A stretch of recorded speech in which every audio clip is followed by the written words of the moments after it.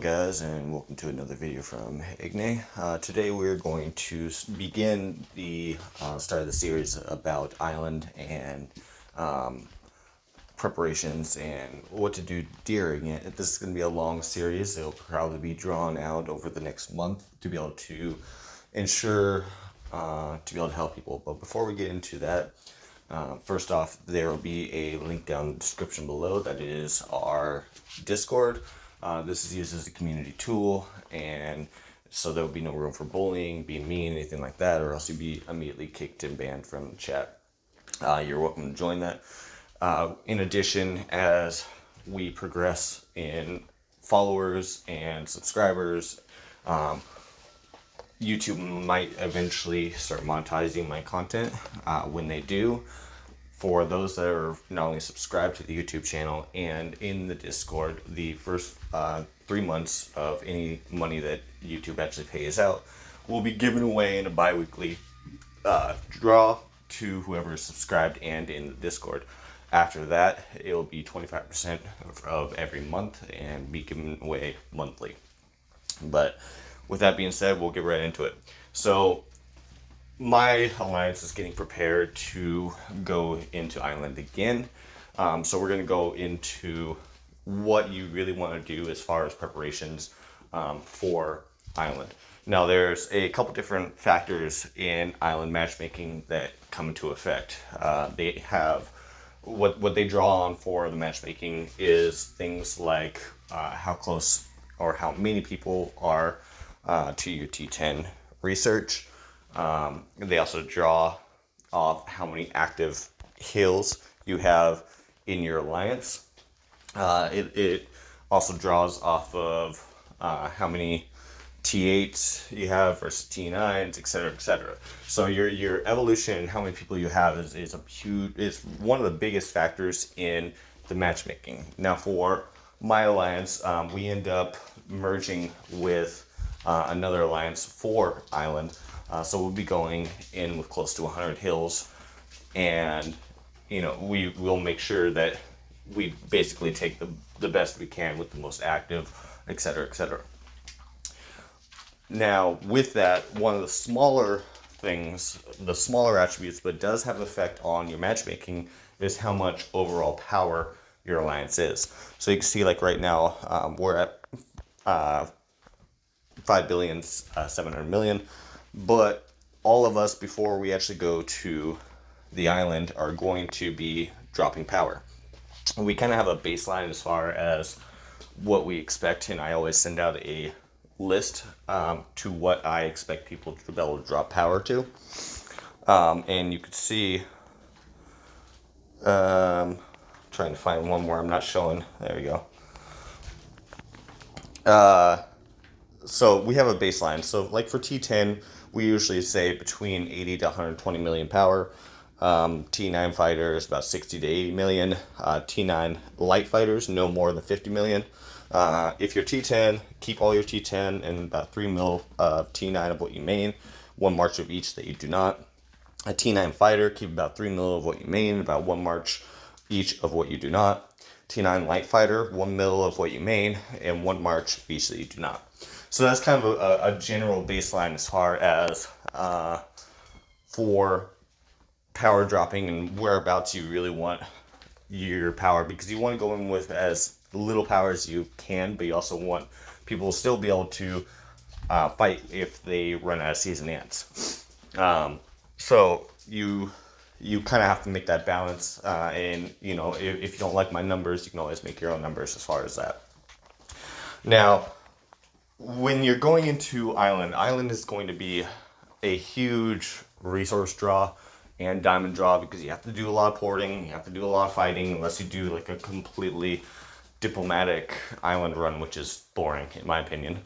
But you always have to keep prepared for that. So usually what I tell people is, as far as whatever resource you draw off a lot, like for shooters, you draw off sand the most.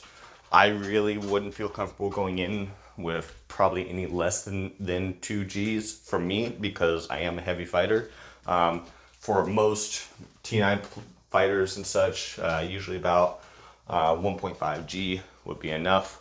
But you want to stack up on your resources. And yes, you do get a lot of resources while you're in there from the hornets and such like that. But you still really want to stack up on resources prior to going in. The other thing is your diamonds. You're going to be going through a lot of diamonds, whether it be from force jumping back and forth to be able to hit a layer or building, or run away from a fight, or whatever it is, or a rally that you have set on you. Whatever it is, you're going to be doing a lot. So diamonds are always a must, and I usually would suggest at least 1,000,000 going in, but then of course you have more that you keep in cards in your deck. Now, with the preparation of Island, what we always tell people is that we're only going to take in the most active, the people that are willing to fight. We suggest having people that are able to be on several times a day, because there is activity 24/7 throughout Island.